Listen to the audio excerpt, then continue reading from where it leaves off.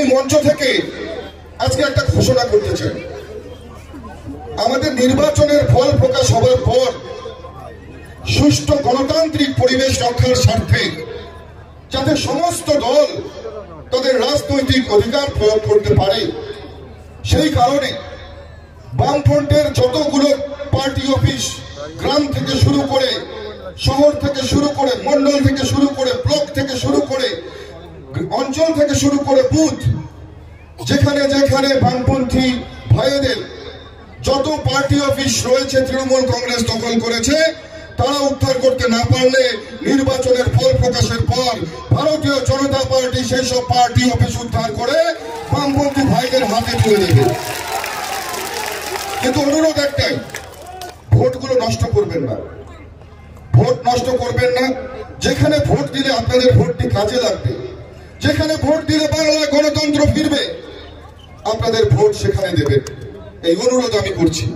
আমাদের প্রত্যেককে জাগ্রত হতে হবে। আমরা যুদ্ধ চাই না, আমরা লড়াই চাই না, আমরা শান্তি চাই। আমরা যুদ্ধ চাই না, আমরা লড়াই চাই না, আমরা শান্তি চাই। তাই আমি জাগ্রত জনতার কাছে আবেদন করব, অনুরোধ করব, আপনাদের চরণে কোটি কোটি প্রণাম জানিয়ে আমি বলবো যে মোদিজি যে স্বপ্ন দেখেছে আমাদের ভারতকে বিশ্বের দরবারে শ্রেষ্ঠ আসনে নিয়ে যাওয়া, মোদিজি যে স্বপ্ন দেখেছে ভারতকে সবচাইতে শক্তিশালী দেশে পরিণত করবার, আসুন সবাই মিলে আপনারা আপনাদের অকৃপণ আশীর্বাদ আপনারা প্রদান করুন। আপনাদের কাছে সেই অনুরোধ করতে এসেছি, যাতে আপনাদের আশীর্বাদকে মাথায় নিয়ে দিল্লিতে গিয়ে মোদিজির হাতকে শক্তিশালী করতে পারি এবং মোদিজি যে স্বপ্ন দেখেছেন ভারত আবার জগৎ সভায় শ্রেষ্ঠ আসন লবে, বিশ্বের দরবারে আমাদের দেশকে শ্রেষ্ঠত্বের আসনে পৌঁছে নিয়ে যাবার যে স্বপ্ন মাননীয় মোদিজি দেখেছেন, সেই স্বপ্নকে যাতে আমরা পূরণ করতে পারি, সেই আশীর্বাদ আপনাদের কাছে চাইতে এসেছি।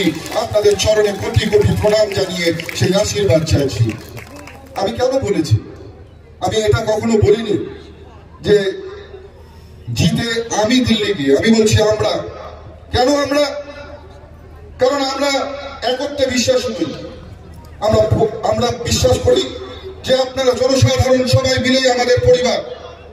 আমরা বিশ্বাস করি যে শুধুমাত্র এই নির্বাচনের প্রতিদ্বন্দ্বিতা আমি একাই করছি না, ক্যান্ডিডেট আমি একাই নই। ক্যান্ডিডেট এখানে বসে থাকা প্রত্যেকটা সেই মানুষের যারা অন্যায় দেখলে প্রতিবাদ করে, যারা অন্যায় দেখলে গর্জে ওঠে, যারা কখনো কারোর চোখ রাঙানিতে ভয় পায় না, সেই মানুষগুলো প্রত্যেকে এখানে আপনারা ক্যান্ডিডেট। এবং এই জয় শুধু আমার জয় হবে না, এখানে দাঁড়িয়ে থাকা বসে থাকা প্রত্যেকটা মানুষের জয় হবে।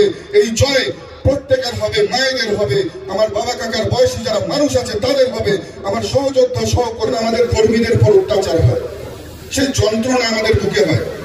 কারণ আমরা মনে করি আমাদের পরিবার, আমাদের যেমন পরিবারের কোনো ভাই, আমাদের পরিবারের কোনো আত্মীয় অসুস্থ হলে আমাদের যেমন কষ্ট হয়, যন্ত্রণা হয়, ঠিক একই রকম ভারতীয় জনতা পার্টির সাধারণ মানুষের, সাধারণ কর্মী কারোর উপর অত্যাচার হলে আমাদের মনে যন্ত্রণা হয়।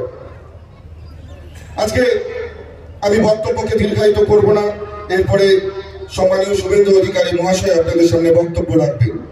তবে বেশ কিছু বিষয় আপনারা দেখেছেন যে কিছুদিন থেকে তৃণমূল কংগ্রেসের আক্রমণের ঘটনা ঘটছে, যেখানে আমরা নির্বাচন কমিশনের কাছে প্রয়োজনীয় অনুমতি নিয়ে আমাদের নির্ধারিত কর্মসূচি করি, সেখানেই গিয়ে উত্তরবঙ্গ উন্নয়ন মন্ত্রী তার গুন্ডা দল বল নিয়ে সেখানে গিয়ে হাজির হচ্ছে। এর মানেটা কি? আপনাদের কার্যক্রম আপনারা করুন, আমাদের কার্যক্রম আমরা করব। আমরা মানুষের কাছে গিয়ে ভোট প্রচার করবো, এই অধিকার আমাদের আছে। এই অধিকার আপনারা কেড়ে নিতে পারেন না।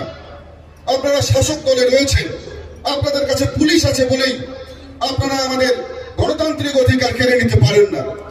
এই পুলিশ দিয়ে যে অত্যাচার পশ্চিমবঙ্গ সরকার করছে, আমি আজকে বলতে চাই, এই পুলিশদেরকেই বলতে চাই, উত্তরপ্রদেশ বা অন্যান্য রাজ্য যেখানে বিজেপি শাসিত রাজ্য রয়েছে, তার থেকে কম করে হলেও 30,000 টাকা করে তাদের বেতন এখানে কম পান এই পুলিশরা, পশ্চিমবঙ্গের পুলিশ। যে পুলিশটা রাত্রিবেলা এসে মিথ্যে মামলা দিয়ে আপনাদের কর্মীদের গলা নাড়ে দরজায় এসে তাকে জিজ্ঞেস করবেন যে পুলিশ ভাই তোমার ডিএটা তুমি পেয়েছো, তোমার হকের ডিএ তোমাকে পশ্চিমবঙ্গ সরকার দিয়েছে, দেখবেন লজ্জায় তার মাথাটা হেট হয়ে যাবে। কাদের হয়ে কাজ করছে পুলিশ? যে সংবিধানের শপথ নিয়ে নিরপেক্ষ ভূমিকায় থেকে সমাজকে সুরক্ষিত রাখবার দায়িত্ব পুলিশ নেয়, সেই পুলিশ, পশ্চিমবঙ্গের পুলিশ আজকে দলদাসে পরিণত হয়েছে। এর থেকে লজ্জার আর কিছু নেই।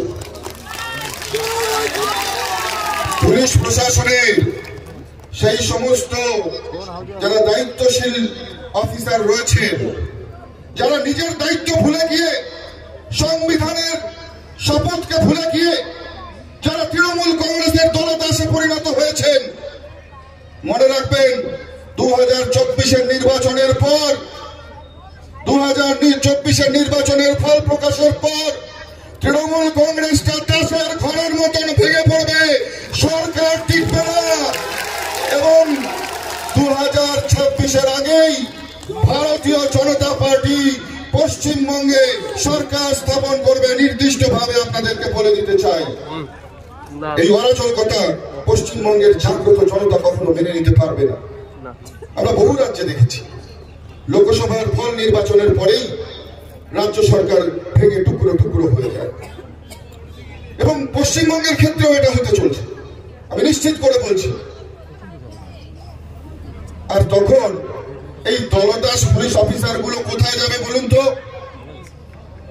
প্রত্যেককে নিজের কর্মের ফল ভোগ করতে হবে, সেটা আমি আজকে মঞ্চে দাঁড়িয়ে আমি বলে দিয়ে যাচ্ছি।